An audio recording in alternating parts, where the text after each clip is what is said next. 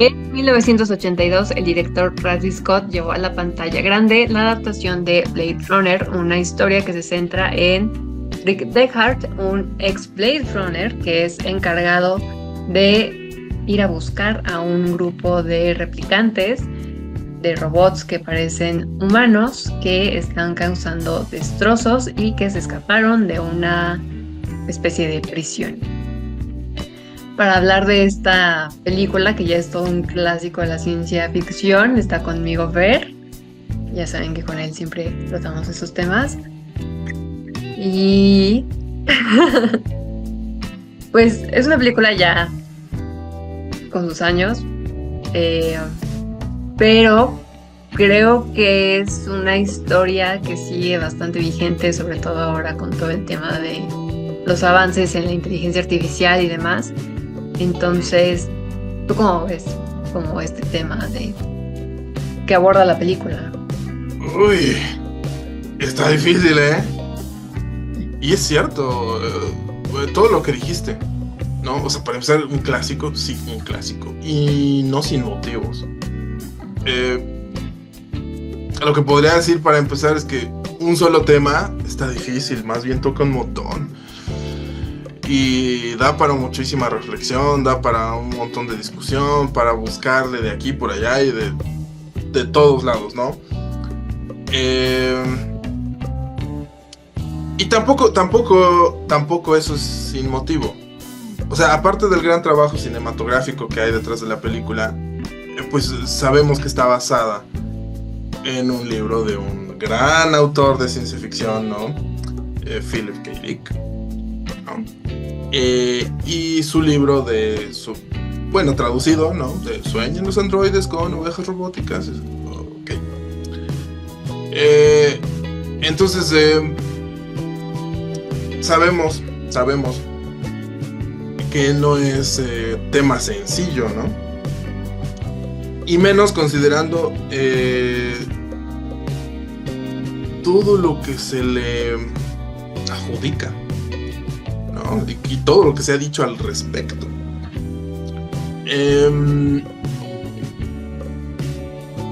Yo diría que uno de los puntos importantes sería lo real, ¿no? La búsqueda de lo real, en términos humanos, por supuesto, ¿no? Quizá hasta eso. Sí podríamos hablar de términos quizá un poquito más fuera de lo humano. Por ejemplo, lo de los recuerdos, lo de la empatía y la emoción. Y aunque quizá no lo dicen tan directamente, pero sí lo dicen, el límite entre lo que está vivo y lo que no, por ejemplo. Y eso por poner algunos, unos poquitos, y de los más evidentes. Si le seguimos rascando, da para muchísimo, pero muchísimo más. Entonces, ya empezando por ahí, yo diría, difícil, y difícil, y sobre todo fácil de extenderse, ¿no? De explayarse. O sea, sintetizarlo es todavía un reto adicional. ¿Me explico? Entonces yo partiría por ahí, pero no sé si opinas lo mismo. Pues mira, ahorita con todo esto que estás diciendo, me viene a la mente una de mis escenas favoritas de la película, que es cuando el personaje de Harrison Ford está entrevistando a Rachel, ¿no? La asistente de la super compañía que inventó como todo esto de los replicantes, y que pues él saca así como su maquinita, ¿no? Para determinar quién es replicante, quién es humano, a partir de las emociones y las reacciones ante ciertas preguntas. Sí. Y se da cuenta, no por la máquina, sino por su propia experiencia, o sea, como el ojo humano entre comillas, porque siempre queda como la duda de si él es o no es también replicante, pero bueno, se percata, ¿no? De que Rachel en realidad es pues un androide también, ¿no? Muy bien hecho por esa parte de que le implantan los recuerdos de, creo que la nieta, la hija, la sobrina. Sobrina, creo que era la sobrina. La sobrina, ¿verdad? Sí. La sobrina del mero mero. Y gracias a eso pues le dan como una apariencia un poco más humana, ¿no? La hacen parecer más humana. Y el personaje de ella me encanta justo porque a partir de que se entera de que no es humana, de que todo lo que ella recuerda pues en realidad es una cuestión así como de programación y demás, ella trata de convencer al otro de que no es cierto, ¿no? Y hasta le enseña fotos y mira, esa soy yo de chiquita y que no sé qué. Y otro así como de no eres tú, o sea, es alguien a quien tú te pareces pero en realidad no eres tú. Entonces, ciertamente como esta búsqueda de, bueno, entonces, ¿qué es real, no? ¿Qué onda? Y pues lo mismo vemos con el personaje del pues, antagonista, ¿no? Como esta búsqueda de ¿para qué me crearon? ¿Por qué me crearon de esta manera? Y también como ese choque, ¿no? De visiones entre estos dos personajes en los que mientras que uno ama a su creador, el otro como que hasta cierto punto lo desprecia, ¿no? Sí. Por no entender bien como su papel en la vida. Entonces, ahí está muy interesante porque ya no estás hablando solamente de la creación, sino también del creador. Es un tema muy chido. Sí. O sea, obviando aspectos técnicos que también habría que, a lo mejor podemos mencionarlos de pasada, como la estética, ¿no?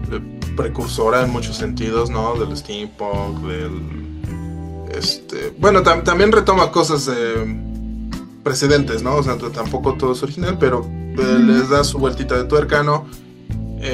Como esta estética tan oscura, como un claroscuro, ¿no? Que usaban en películas antiguas, ¿no? Se dejó de ver un tiempo y lo recuperaron, ¿no? Entonces, eso está padre, ¿no? Y ahora, además usado en una película de ciencia ficción, ¿no? Que, eso no, tampoco era tan común, ¿no?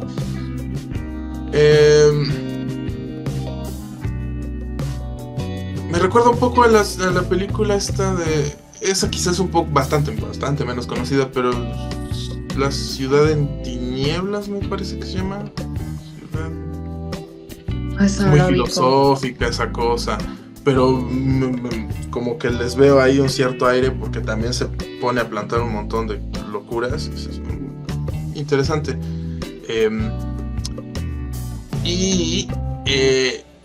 A pesar de los años que han pasado, siento que no le pesa tanto, O sea, sí es frecuente que, por buena que sea una película, llegas a verla y te pega un poquito, ¿no? El paso del tiempo, pero es tan buena que lo ignoras y pasan 2 minutos y sabes que no importa. En esta no lo sentí, fíjate, o muy poquito. Entonces, o sea, está bien hecha, ¿no? Y no depende de los efectazos, ¿no? Sino de un ambiente, de crear un ambiente y de un planteamiento y de su guión, de sus actores, de su dirección. Me explico, porque sé que tiene sus críticas. O sea, tiene, por ejemplo, el hecho de que, según me leí por ahí, cuando salió le criticaron mucho el ritmo lento que lleva y la falta como de mucha acción, ¿no? Muchos balazos, muchas explosiones, algo así. Yo no sé si eso es algo criticable, quizá señalable, observable. Dices, pues esta película tiene un estilo así, ¿no? No es de pura acción y balazos y muertes y explosiones y todo lo que quieras, pero criticable no me lo parece.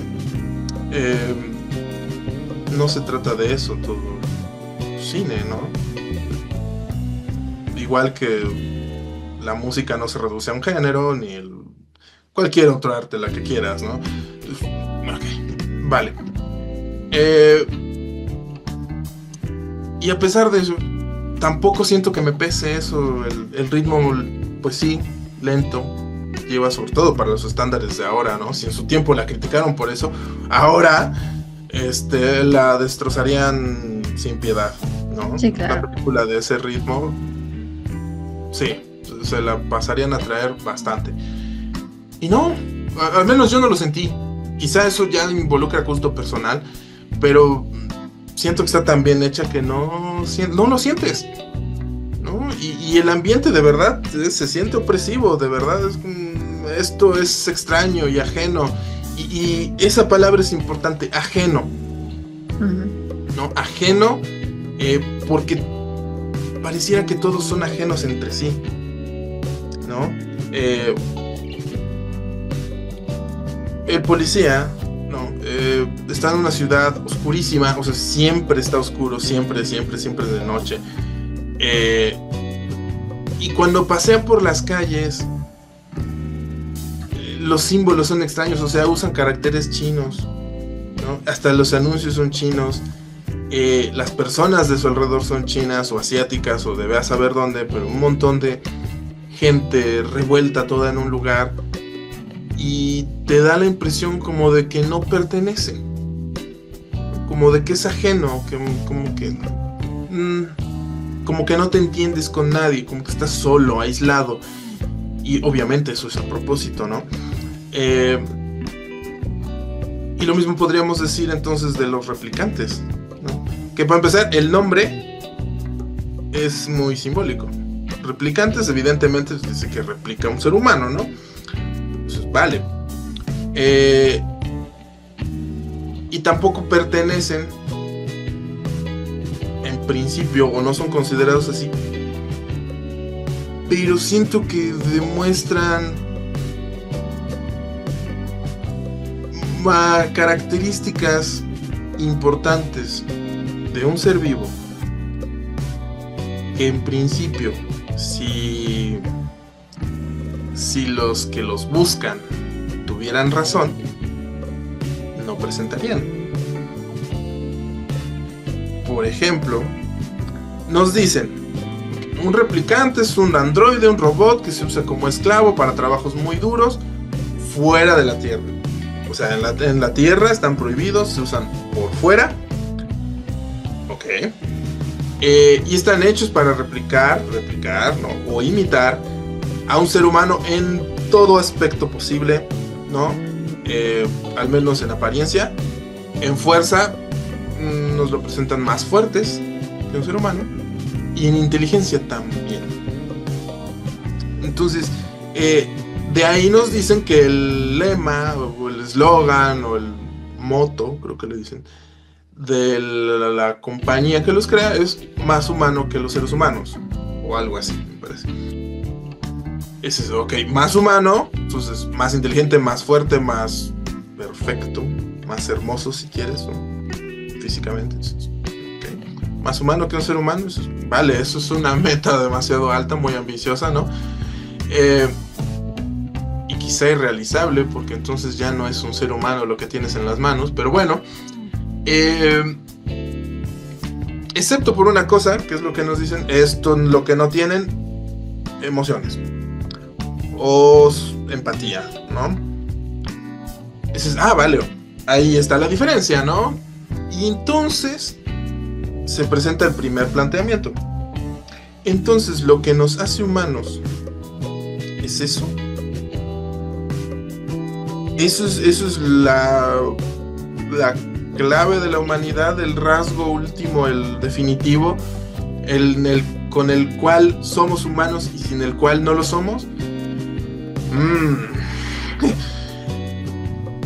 Vale, es un planteamiento interesante.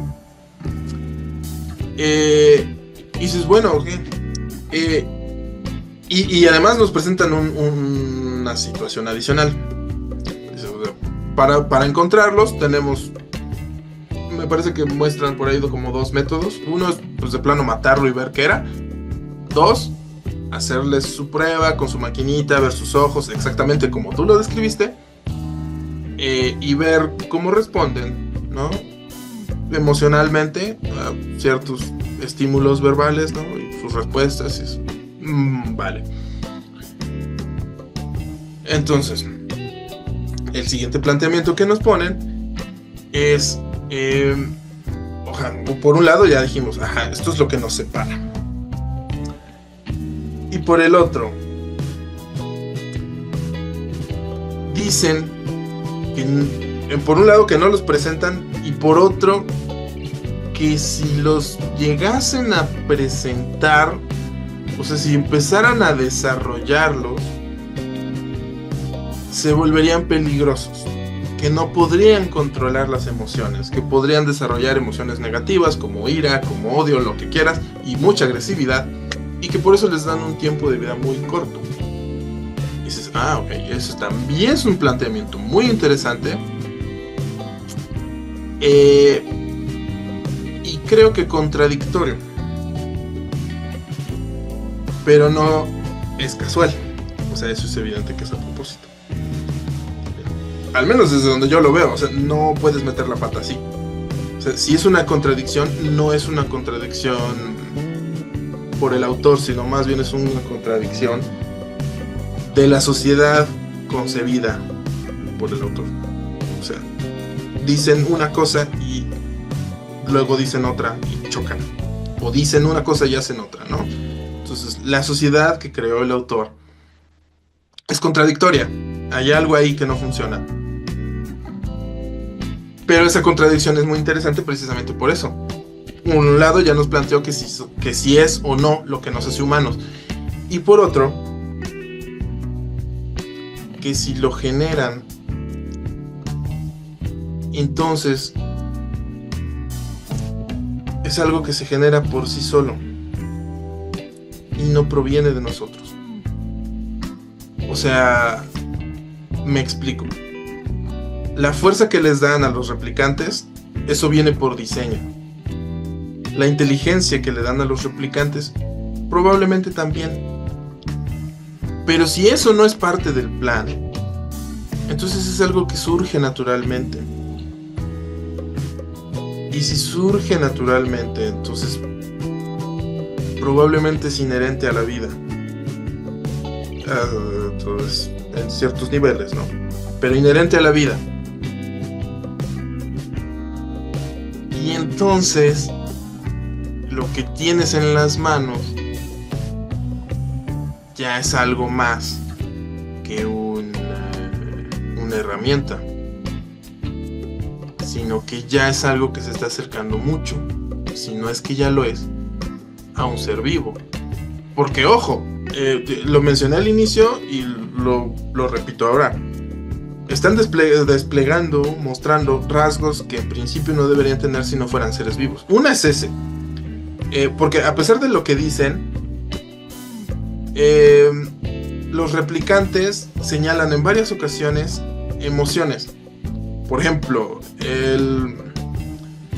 este cuate de cabello blanco que se está peleando con Deckard le dice, ya ves, Roy. Ese, sí. Le dice, ¿ya ves lo que es vivir con miedo? Siempre con miedo. Ok, el miedo es una emoción. Entonces puede que no sea positiva o que no sea lo que esperamos desde luego, ¿no? Y decir empatía o lo que sea, pero eso es una emoción. Y de ahí también se deriva otra cosa, o si quieres al revés, más bien. El instinto de autopreservación, ese es inherente a todo ser vivo. La vida se tiene que preservar. Y bueno, podríamos decir que de ahí surge el miedo, porque es el instinto que nos lleva a cumplir ese instinto primario, ¿no? Entonces, está padrísimo, porque entonces sí están tratando ahí con seres vivos, y lo que se trata más bien es justificar su esclavitud, su condición de oprimidos, su miedo a que se les descontrole. Por ahí va el asunto, ¿no? Y de ahí pueden surgir otros temitas. Pero me gustaría dar pie a que me comentes, porque estoy seguro que tienes aquí una opinión en la punta de la lengua. Entonces, ahorita lo seguimos desarrollando, pero me encantaría escucharte. ¿Qué opinas? Ok, a ver, es que una de las cosas que yo noté en la película que tiene que ver con lo que acabas de decir es también como esta... A ver, voy a tratar de ir en orden. Primero está como esta parte en la que Deckard está como en conflicto consigo mismo por ser Blade Runner, ¿no? Porque incluso él tiene como ese miedo de haber matado a un inocente creyendo que era un replicante. Entonces, pues desde ahí como que notas como esta cuestión, ¿no? De que lo obligan hasta cierto punto como a seguir con este caso en particular, cuando él en realidad ya se había retirado justamente porque pues, estaba cansado de que cada rato tenía que estar como aniquilando, por así decirlo, ¿no? Los replicantes que se fugaban así como a la Tierra y pues terminaba siendo algo cansado emocionalmente, ¿no? Porque pues al final, justamente por la apariencia que tienes, pues no lo ves nada más como una máquina, lo ves como pues alguien que pudo haber sido un humano, y de ahí que siempre exista la duda de si sí era o no era, y si hicieron bien el examen o si la máquina logró pasar el examen, ¿no? Entonces, eso por un lado. Luego, por el lado de las emociones, retomo el papel de Rachel, o sea, la mujer al momento de ver que Deckard no le cree que ella es humana, se frustra, ¿no? Y hasta tira la fotografía y se super enoja con el otro. Y ahí es donde entra este tema que tú mencionas, así como de, bueno, ¿no se supone que no pueden sentir? O sea, sí sienten, o sea, de alguna manera lo hacen. Y de hecho, de ahí me gusta mucho el papel de Sebastián, cuando se encuentra por primera vez con un replicante, ¿no? Que es Tris, y que el otro se queda así como impactado por el diseño y es que usamos tal modelo, no sé qué, lo mismo con Roy, ¿no? Así como de, pues es que yo diseñé X, ¿no? Ok, entonces, si todo está diseñado, si se supone que todo está como para caducar de alguna manera en algún momento, en algún punto, ¿quién o qué o cómo desarrollaron esta capacidad de enojarse? Porque esto que sentía Roy por su creador, o sea, la escena esta en la que va y confronta al mero de la ciudad, dudo mucho que haya sido como por una programación muy X, ¿no? O sea, había una motivación real. Había un conflicto real. El cuate de verdad estaba como en una especie de agonía por la manera en la que lo crearon. Y el final tan emotivo, digamos, en el que muere, siendo que él le tenía miedo justamente a eso, y que se va en paz, se queda así como de, a ver, espérame, ¿cómo no? O sea, está como muy conflictivo eso, porque por un lado me estás diciendo que no son capaces de sentir, y por otro lado el otro le echa todo un rollazo al Deckard acerca de lo que es sentir o no sentir, acerca del miedo, del enojo, de la frustración, de no entender las cosas. ¿Cómo es posible que una máquina pueda entender ese tipo de cosas cuando se supone que no debería? Entonces está padre porque, o sea, neta se siente que es como de, ok, estamos viendo como un futuro muy lejano, de muy ciencia ficción, habitado por máquinas y humanos, pero ¿en qué línea realmente se nota esa división? Y si realmente existe. Sí. Porque en la película no queda como del todo clara. Nada más porque te lo dicen y te dan así como tu explicación al principio, ¿no? De un replicante es shalala, shalala. Ujú, ujú. Más allá de eso, tú te quedas así como de, pues como cualquier otra persona, ¿no? Y tiene miedo como cualquier otra persona y se enamora como cualquier otra persona, o sea, como esta parte de Rachel pidiéndole a Deckard que no la deje, o sea, también dice mucho de esto, ¿no? O sea, no solamente son emociones negativas, sino que también son algunas otras positivas. Entonces, realmente hay una línea entre humanos y replicantes, como que siempre queda esa duda en la película. Bueno, de todo lo que dijiste, que tocaste un montón de temas interesantísimos, buenísimos todos, hasta es difícil por dónde empezar. Creo que muchos se prestan para la reflexión y muchos incluso van como más allá de lo filosófico, que sí están involucrados, pero un poquito más allá de lo filosófico, y ya se empiezan a meter con otras cosas de lo que sabemos, ¿no? Por ejemplo, y a lo mejor se me escapa alguna barbaridad, pero más o menos aquí es como tengo entendido el tema. Esta cuestión de dónde vienen nuestros pensamientos o qué es lo que nos hace conscientes y de la emoción y de todo lo que quieras es interesantísimo. O sea, se puede aproximar desde un nivel biológico, sí, por supuesto, filosófico también, lo acabamos de mencionar, ¿no? Físico, ¿no? Y demás. Por ejemplo, el tema de la conciencia, leí por ahí, hasta donde tengo entendido, más o menos va así el asunto. Y bueno, es una teoría de varias, ¿eh?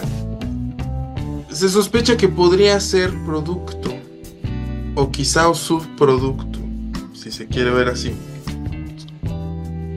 de la actividad neuronal cuando alcanza cierta complejidad, así a secas. Entonces, solo como subproducto creas algo lo suficientemente complejo, entonces, de nuevo, es algo que se da por naturaleza, que no tiene nada que ver con nosotros. Y por un lado nos da una lección de humildad, porque entonces también muestra que no somos especiales. Y por el otro, nos enseña también a respetar. O nos debería al menos enseñar a respetar, ¿no? Entonces, que hayas creado algo lo suficientemente complejo como para que alcance ese punto en el que cobra conciencia, dice mucho de nosotros, dice mucho de aquello que fue creado, que ya no puedes tratar así. Y habla muchísimo más de nosotros todavía cómo lo tratamos. Y películas que tocan el tema también hay varias. Por ejemplo, no recuerdo si alguna vez lo mencioné, El Hombre Bicentenario. Sí. Creo que sí, lo hemos mencionado en algún episodio anterior. Sí. Algo similar pasa por ahí. Y alcanza a la humanidad precisamente buscando la muerte. Y la muerte también es un tema que toman en esta película, ¿no? Los replicantes no quieren morir. De hecho están asustados. Pero lo están dispuestos a hacerlo. O sea, en el propio final de la película se ve una aceptación de esa condición. Y entonces podríamos pensar que en efecto ahí alcanza también un paso más allá en el camino hacia la humanidad, o quizá no a la humanidad, pero hacia su estatus como ser vivo, si es que optara por considerarse algo diferente. Otra película que se me ocurre que toca el tema de la conciencia sería Pi. Solo se llama así, Pi, como el símbolo matemático. Ujú. Bueno, matemático y la letra griega y todo eso. Sí. El valor de pi, pues, el símbolo, está interesantísimo. Y es un matemático que está trabajando con una computadora, etcétera, etcétera. Y de repente por ahí lo tocan y dices, wow. O sea, es interesante. E insisto, nos da una lección de humildad y también lo toca, quieras o no, pero además en Blade Runner sí lo hace, para cómo tratamos a nuestros compañeros seres vivos en este planeta. O sea, ya dejando de lado algo que haya sido creado, pues en Blade Runner nos muestran que ya no hay animales reales, muy poquitos, y que son una rareza y un lujo, y hasta se pusieron a replicarlos también, ¿no? Como androides y lo que quieras, pero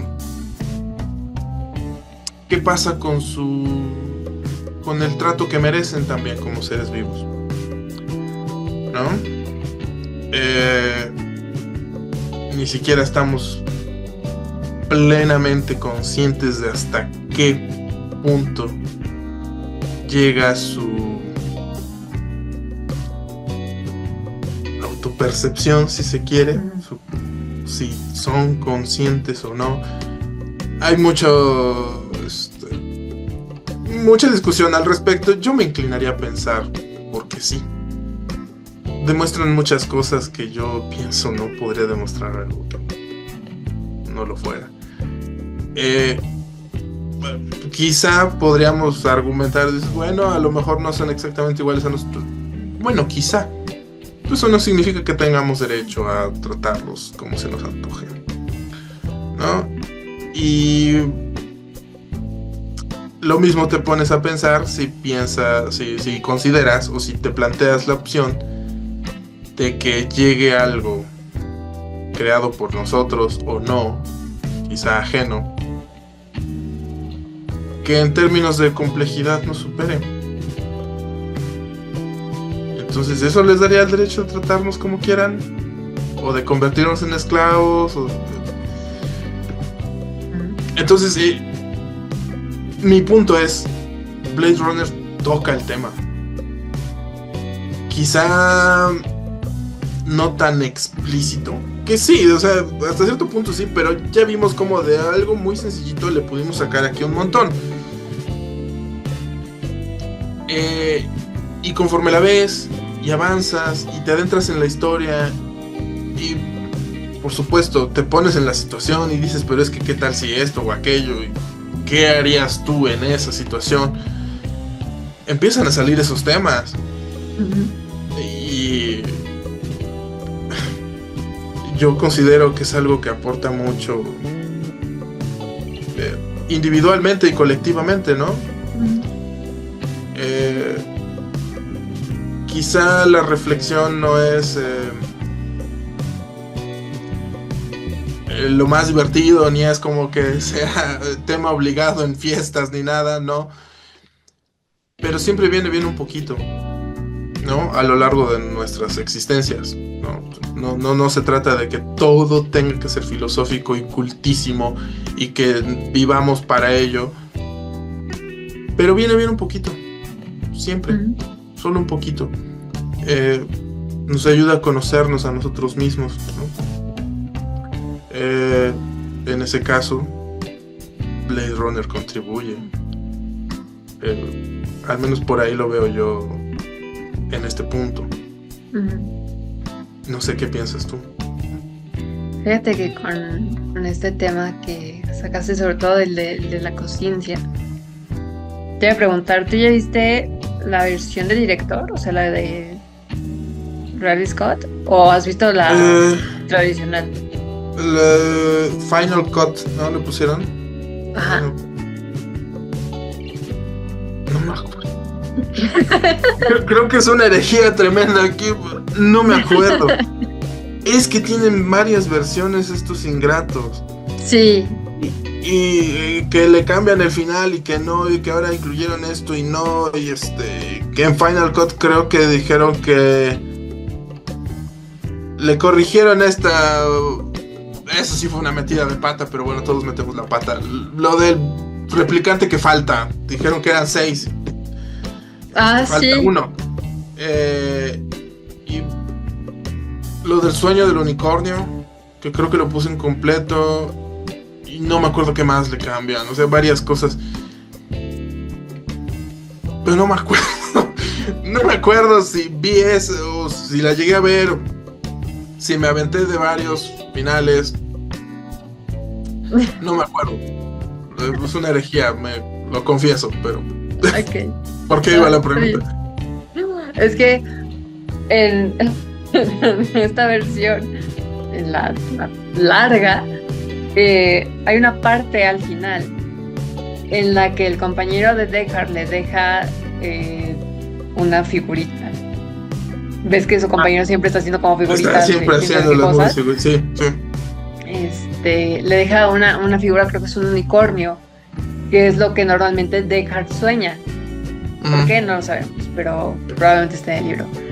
Pero bueno, sueña con eso. Y entonces ahí es donde como que te dejan entrever que Deckard también es un replicante. Entonces, si juntamos esto con lo que tú decías de cómo tratar a los demás, el compañero de Deckard deja vivir en la versión tradicional, deja vivir a Rachel, ¿no? O sea, le deja como su muñequito a Deckard como para que sepa que estuvo ahí, pero que no le hizo nada a Rachel. Deja que huyan, que sean felices. Pero en la otra versión no solo perdona a Rachel, ¿no? O sea, ya con esta implicación de que Deckard también es un replicante, sino que también le perdona la vida a él. O sea, como si a pesar de que pues, él tiene la tarea de eliminar a los replicantes, dijera, ustedes no merecen este final. Váyanse y hagan su vida, ¿no? O sea, hasta donde se pueda. Entonces, eso está interesante, sobre todo considerando que Rachel es la replicante, la única replicante que no tiene fecha de caducidad. Entonces, ahí también entra como una parte importante, ¿no? Porque, ¿qué hubiera pasado si Rachel también hubiera tenido fecha de caducidad? ¿Lo hubieran dejado de vivir igual? ¿O lo hubieran matado? Sí. Ahí, por lo que me dices, sí la vi. Sí, porque recuerdo todo esto que me estás diciendo. O sea, sí lo he visto. Y en ese caso definitivamente vale la pena ver esa versión. Sí. Sí. Y es que ahí nos traemos varias cosas muy interesantes porque, por ejemplo, como un pequeño adelanto, que quizá no estamos tocando la siguiente versión, pero como un pequeño adelante, en la versión moderna que continúa la historia, sí se plantea el hecho de que un Blade Runner, o los Blade Runner más bien, ahora sean replicantes, ya abiertamente. Y entonces lo desarrollaron un poquito más por ahí, ¿no? ¿Qué tal si? Y para mí, dices, ok, ¿qué tal si lo es? ¿Qué tal si no?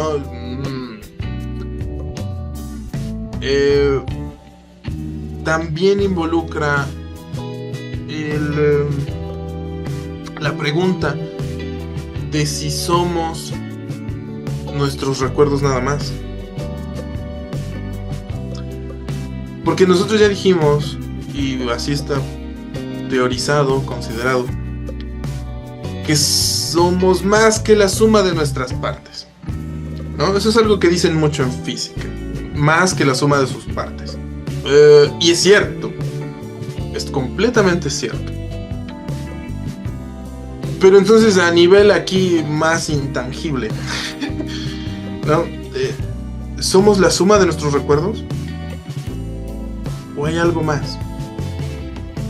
Y probablemente por eso también tocan tanto el tema del recuerdo y de si es real o no.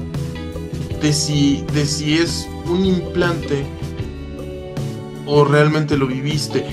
Y la pregunta, o más bien preguntas, podrían ser, ¿eso es importante? ¿Importa que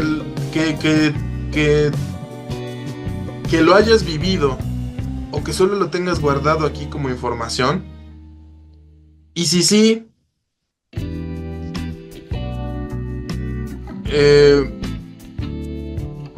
podrías, por ejemplo,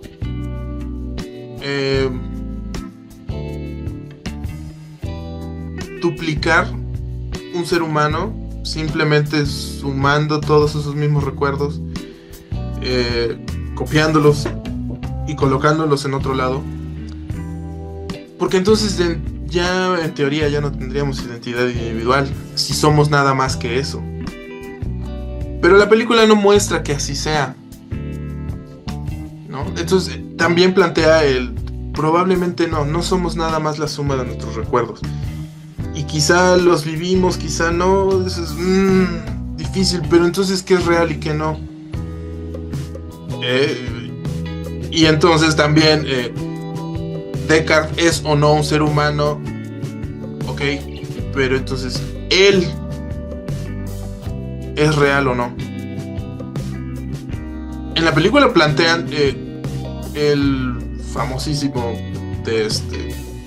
¿cómo se llama este loco? Descartes, que no puedo pronunciarlo como normalmente se pronuncia, porque sé que no se pronuncia así. El de pienso y luego existo. Sí. Una de los replicantes lo dice. Pienso, pues entonces existo. ¿Ok? Y entonces existimos solo al pensar. Vuelve a involucrarse el sentimiento, porque, ok, si estás pensando, estás existiendo, punto final. Pero de nuevo, aquí nos plantearon muy explícitamente el tema de los sentimientos o de las emociones. Entonces, ¿existes? ¿Hasta qué nivel? ¿Como ser humano? ¿Como algo menos?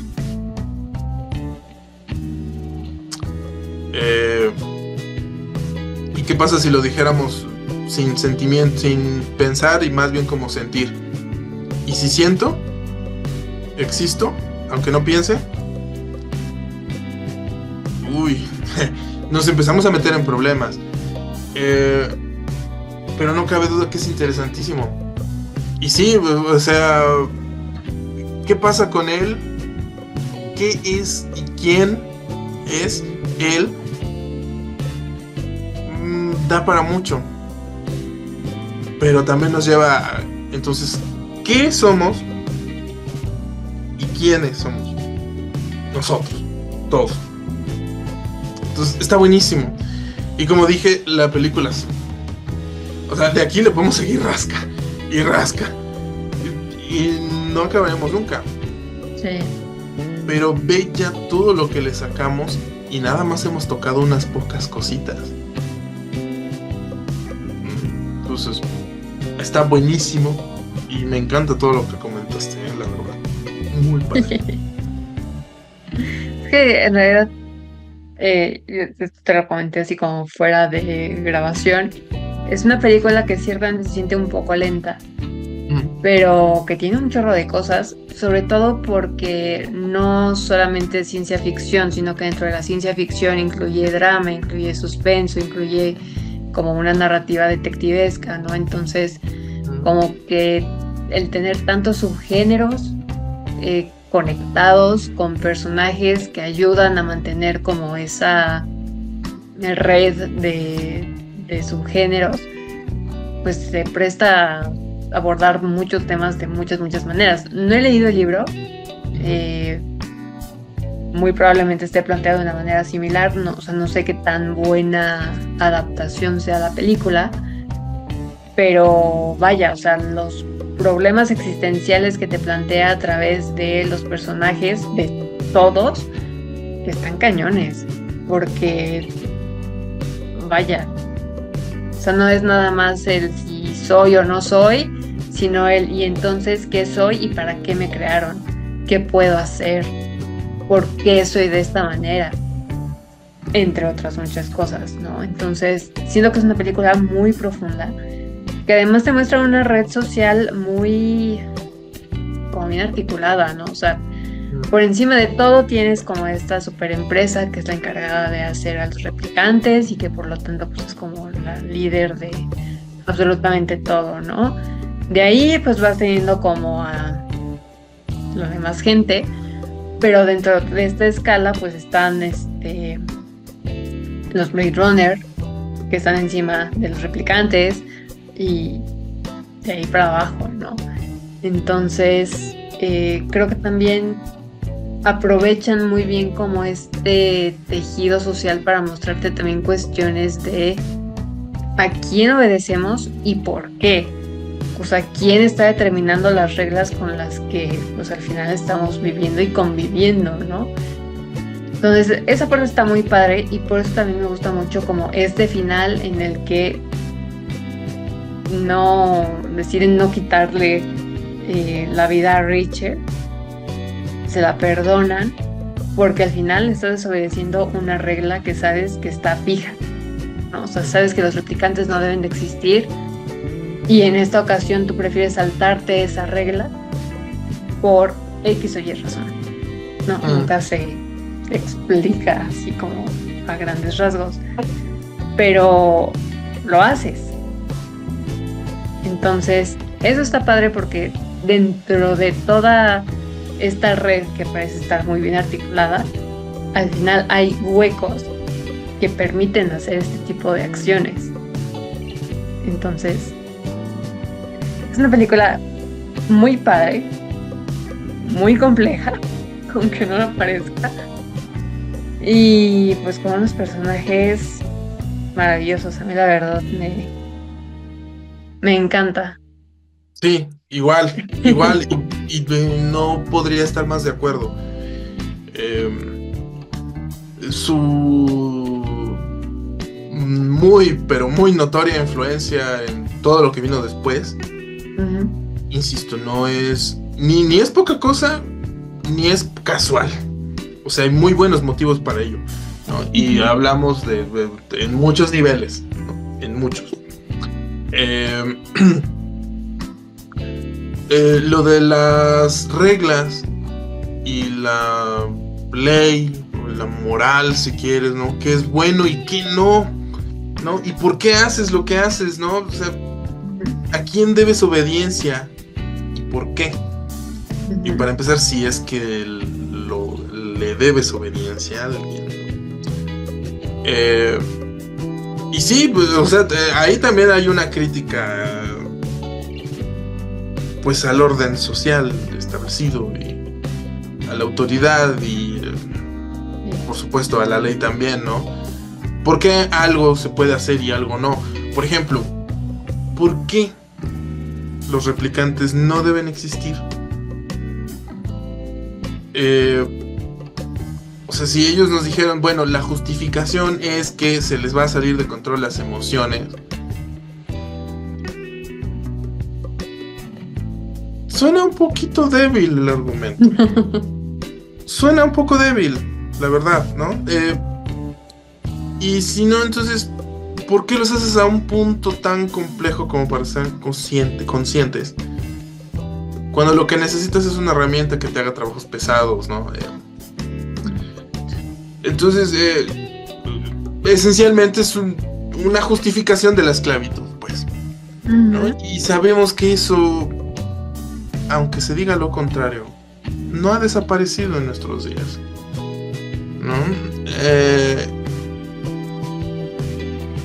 Y también, por ejemplo, se me ocurre que las justificaciones que se usan para muchas injusticias y desigualdades sociales de la actualidad son igual de débiles y pobres y fáciles de derrumbar cuando les das un poquito de pensamiento, un poquito de vueltas y dices, no inventes, esto no puede ser así, ¿no?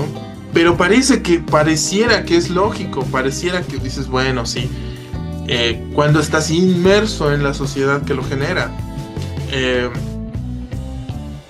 O sea, a mí se me ocurre, por ejemplo, es que si no lo hacemos y de plano dejamos que anden libres y no les damos un tiempo de vida cortísimo, en efecto van a desarrollar malas emociones, ojo, derivadas de su condición de esclavitud, o sea, es que sabes que no los tratamos chido, entonces no les va a gustar y se van a querer vengar, por lo tanto debemos hacer que mueran. Entonces empiezas a ver lo torcido de la lógica. Pero bueno, supongamos que ok, vale, van a desarrollar malas emociones, no las van a saber controlar y son muy fuertes y todo lo que quieras, se van a rebelar. Pero esa misma condición de bajo control emocional no es algo por lo que todos pasamos. Desde la infancia y posiblemente también en un pico muy agudo en la adolescencia. Pero es algo por lo que todos pasamos. Y eso se soluciona muy fácilmente con la guía adecuada, ¿no? Y madurando y creciendo. Y como que lo dicen ahí, ¿no? O sea, si no les damos recuerdos, no las manejan, ¿no? Pero si les damos recuerdos, como que empiezan a responder mejor, como si les simuláramos una especie de maduración, ¿no? Como de pasaste tu infancia y tu adolescencia y tu juventud, y ya te puedes manejar. Bueno, entonces ¿por qué simularlo? Definitivamente está padre. Y definitivamente ve que ya le sacamos ahí de otro hilito. Y es, hasta cierto punto, podríamos decir que es un tema como secundario. Realmente. Quizá no súper escondido, pero quizá tampoco el principal. No, entonces, insisto, si le seguimos rascando, le vamos a sacar toneladas. Pero creo que en resumen sí podríamos decir eso. Que nos plantea muchas preguntas. En un hipotético futuro y sobre una hipotética sociedad y un hipotético grupo, comunidad, colectivo, ser vivo, lo que quieras, oprimido, nos los plantea bien claro y directamente sobre nosotros mismos ahora. Entonces estoy totalmente de acuerdo cuando dijiste tema muy vigente, claro, demasiado, por supuesto, y difícilmente va a expirar. ¿Cuántos años no han pasado? O sea, es una película antigua, bastante antigua, ¿no? Y sigue, sí, insisto, sigue planteando las preguntas importantes para las cuales probablemente todavía no tenemos respuesta. Yo definitivamente la recomendaría hoy y siempre. Vale mucho la pena. Y no todo se trata de balazos, y no todo se trata de acción y de peleas y de... que sí las hay. Y no es malo que una película sea entretenida solo por entretener.